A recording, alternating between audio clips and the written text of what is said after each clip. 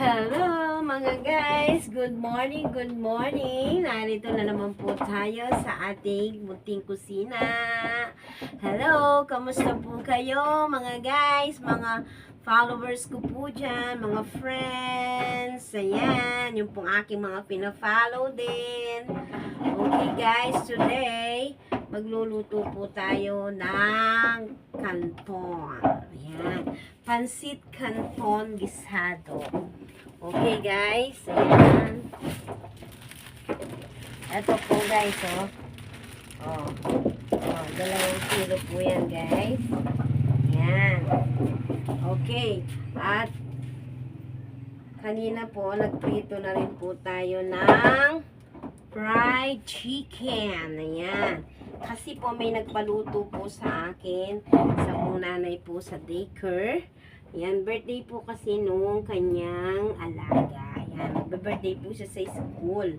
So, magse-celebrate po siya today sa school. So, pinag-order po niya yung mga bata ng Jollibee. So, kami daw po gusto nila magluto na lang po ako. Ayan. So, pinagluto po natin siya ng chicken tsaka po ng pansit canton. So, papakita ko po sa inyo guys. Ayan. So, kanina po, niready ko na po lahat. Madaling araw po, nanghihiwa na po tayo. Nagpiprito na po tayo. Okay. So, ayan, gigisa na po natin ang ating bawang. Ayan guys, para po sa ating pansit canton gisado. Okay. And then, sabay na rin po natin ang ating sibuyas. Guys, ang bango. Okay. Ayan po. Ayan. Kasin po natin ng konti yung apoy. Ayan. Okay guys. Ayan. So, kanina po, hiniwa ko na po yung ating atay at saka po hita ng manok. So, hiniwa-hiwa po siyang ganyan. Okay? So, yan po ang ating pangsasahog po sa ating pansit canton gisado. Okay. So, para maiba naman daw po, hindi puro bihon, canton naman. Ayan. Okay, actually, okay, mas mahal po kasi ang canton ng bihon. So, ang 1 kilong bihon, katumbas po yung measurement po sa kung ilang tao yung kakain. Ang 1 kilong canton ay good for 1/2 lang na bihon. So, yung kakain sa isang kalahat, sa 1/2 na bihon ay katumbas po yun ng 1 kilong canton. So, mas ano po siya, mas ganito. Hindi kasi siya masyadong maalsa. Tsaka, iba po yung kanyang style ng pagluluto. Okay. Yan. So, guys, huwag po nating masyadong overcook yung ating bawang sibuyas kasi nawawala yung sustansya, guys. Okay?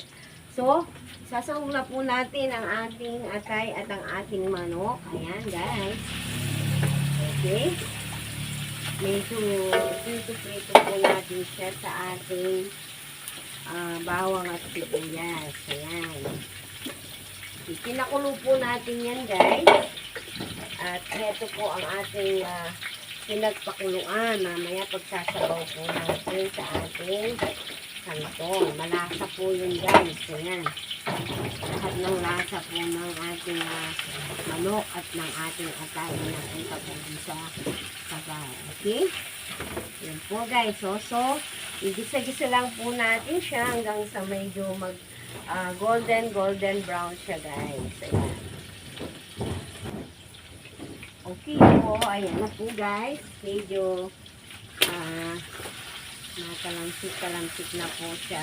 So, nagka-fried na po ang ating po guys. Kasi, sila-separate po natin niluluto yung gulay, mga guys. Kasi, para hindi po siya ma-overcook.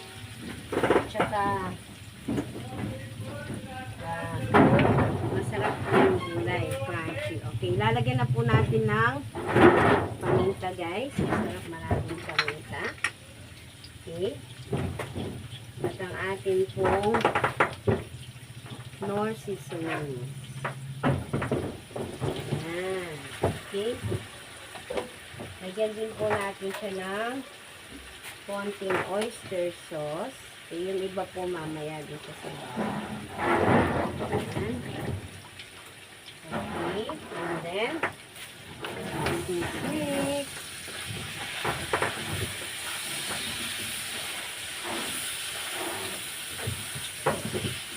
Siyempre, ang ating pong pampaalat, ang ating pong toyo.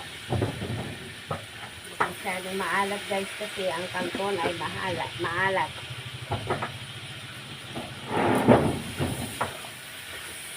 Okay, so bali ito po ay kakainin namin mamaya mag-11.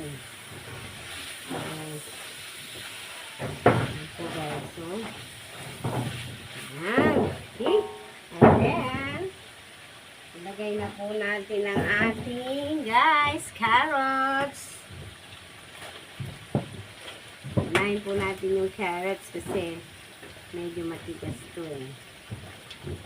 Meron din tayong bell peppers mga guys, mamaya. Sasabayan natin yan sa repolyo. Guys, harap.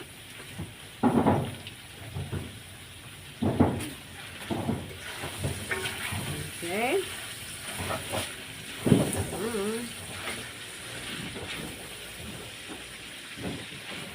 Stir-fry lang po natin siya sa mantika. Bango. Bango guys.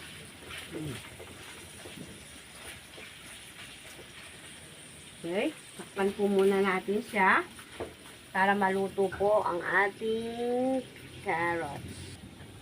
Okay guys, tingnan na po natin. Tcharam! Okay. Ang ating carrots. Lalagay na po natin ang ating beans at celery. Pinagsama ko na po yan guys. At ang ating request po nila lagyan ng cauliflower.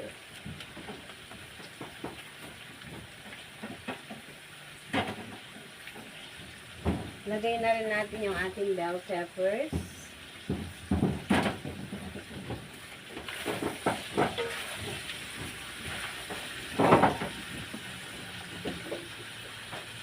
Okay guys. Ayan. Mix lang po ang ating gulay.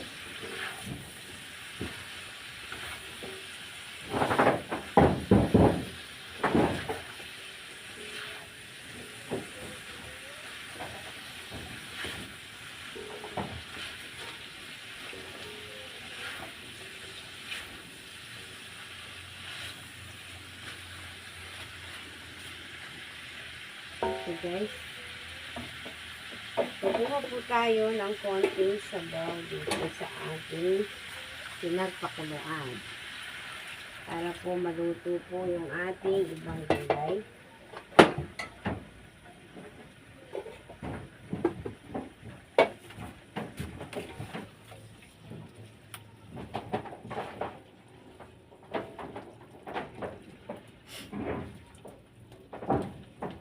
Dapat po guys, chicharo ang lalagay dito. Kaya lang mahal po ang chicharo. Kaya beans na lang po.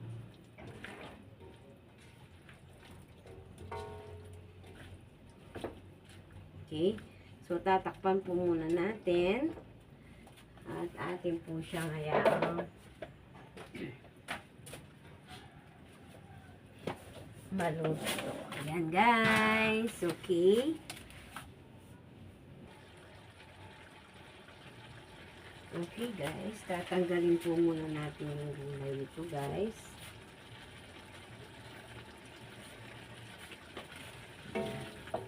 Para hindi po ma-overcook.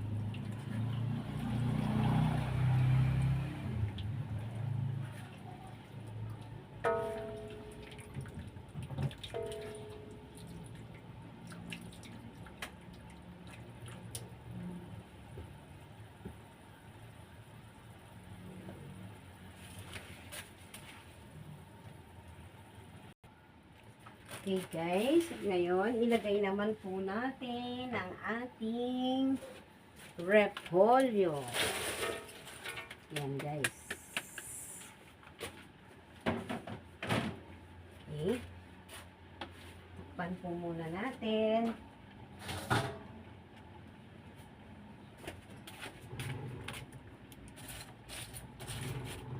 Takpan po natin siya. Tapos na may hahalo natin yung ibang gulay. Okay. Takpan po natin hanggang sa maluto po ang ating repolyo. Okay, tingnan po natin guys kung luto na. Yun! Okay. So guys.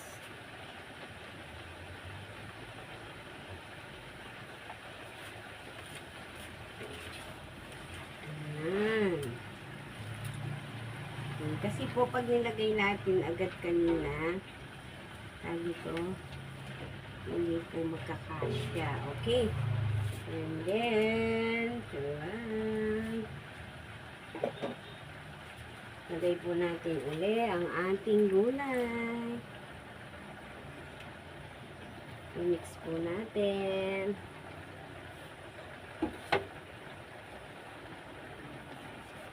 And guys. Tingnan nyo guys, oh, ang ganda ng kulay ng cabbage. Yan, so, po natin overcook siya. Okay.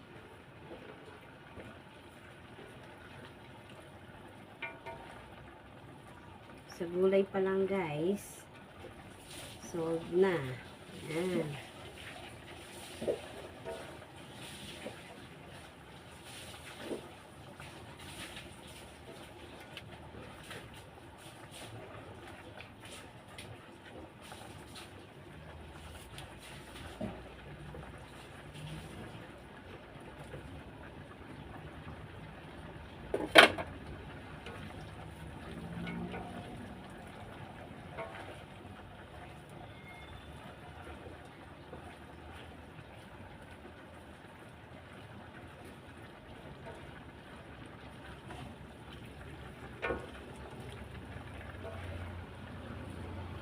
Guys, patayin po muna natin ang apoy. At ay tatanggalin po natin sa kawali. Okay guys, ayan po. I-transfer na po natin yung gulay. Ito po yung sabaw. Pakukuluin po natin. Ayan.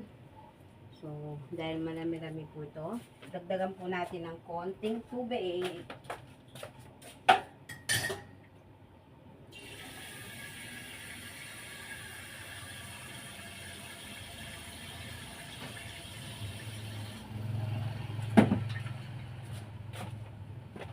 So, pakukuluin lang po natin ito guys. And timplahan po muna natin.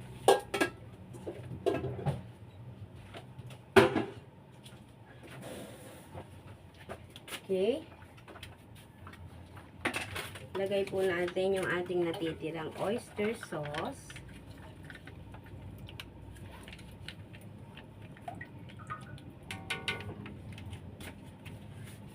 Lagyan din po natin siya ng Knorr cubes.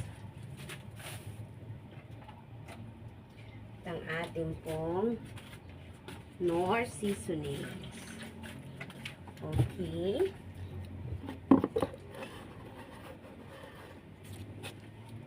Siyempre, lagyan din po natin ng konting toyo.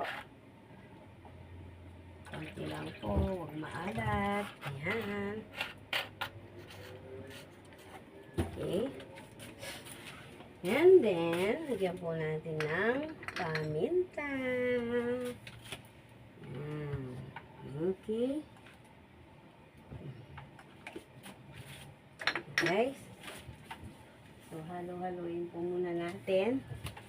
Para ma-mix well po ang ating mga nilagay na pampalasa.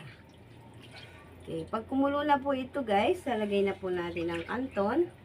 And then yung gulay. It's done. Kanton gisado. Okay, so Tatakpan po muna natin siya at pakukuluan.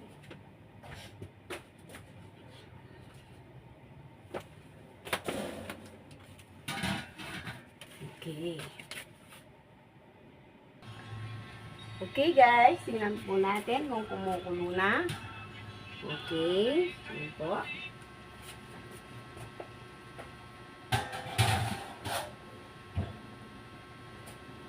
Ilagay na po natin ang ating kanton. So, po natin siyang pinapin para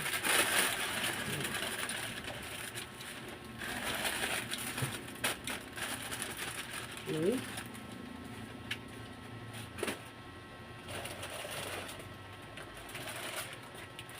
Special kanton.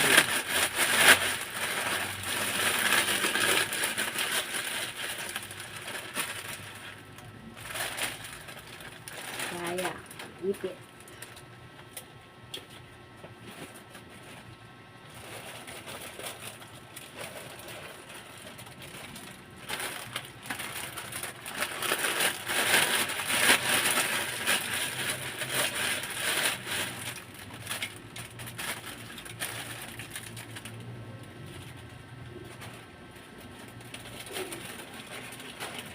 And lastly,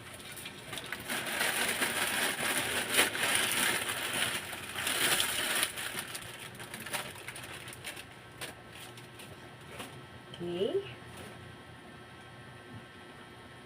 And then guys, haluin po natin. Hanggang sa maluto po ang ating kanton. Pagkatapos, ilagay na po natin ang ating nalutong gulay.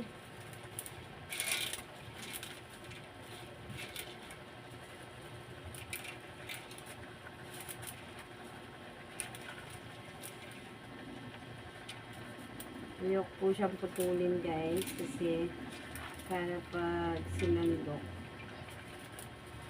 hindi siya durog-durog.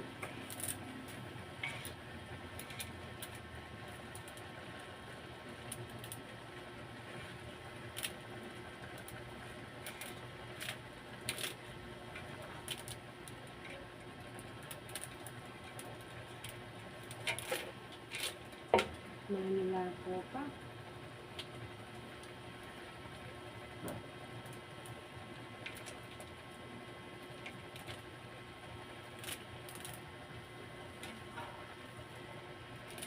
Yan. Okay. Yan po. Yan po ang ating kanton na magulay.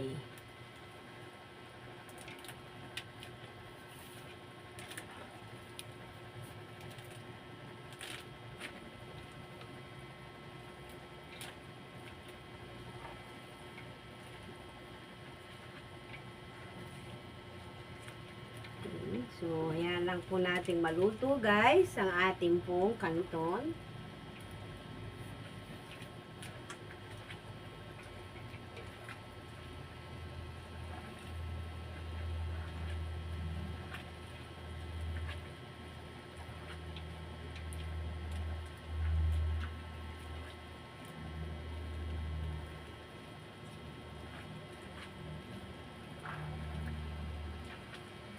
Maluwalin lang po natin siya para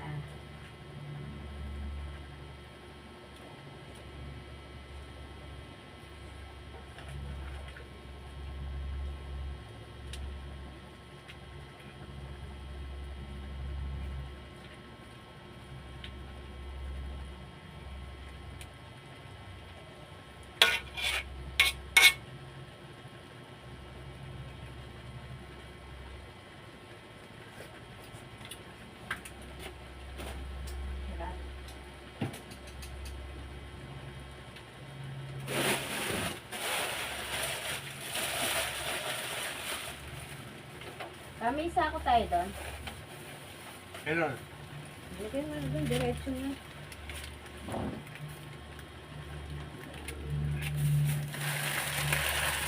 Guys, ayan.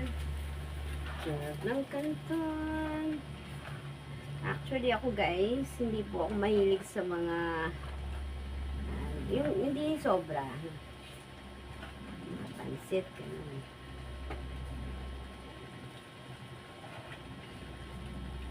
So, susunod guys, papakita ko naman yung lomi. Parang ito yung lomi. Yan.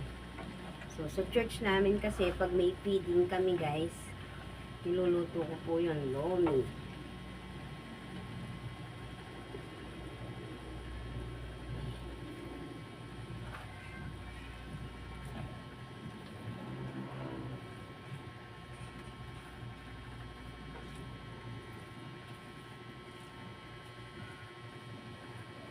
Takpan po natin siya guys, para maluto ang ating noodles.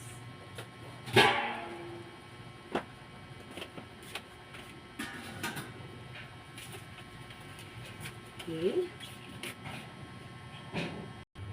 Okay guys, ayan po. Oh.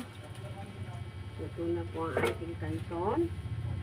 Lagay na po natin ang ating gulay. Okay, then turn off the kalan.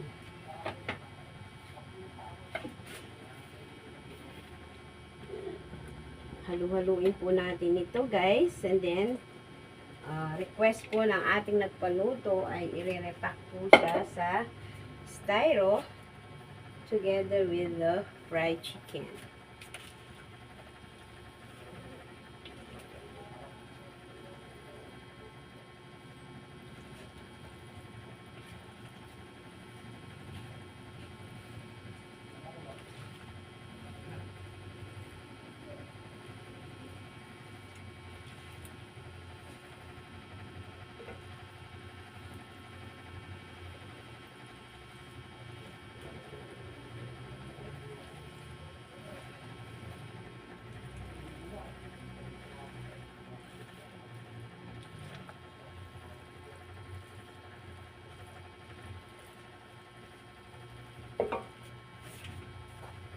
Meron pa pala dito guys. I forgot. Hindi kasi kasya sa ano.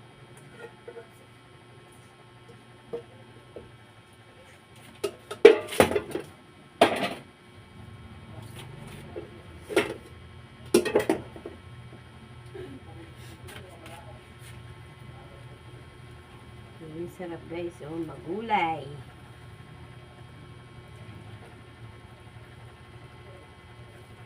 Okay.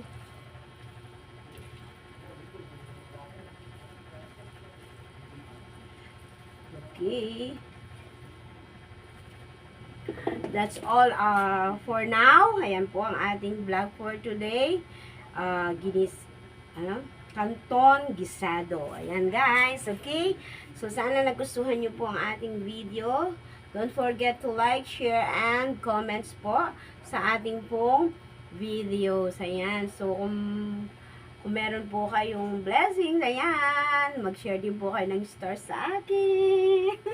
Hello, para po makagawa po tayo ng maraming mga magandang vlogs, mga lulutuin pong masasarap. Okay? So, God bless. Thank you for watching.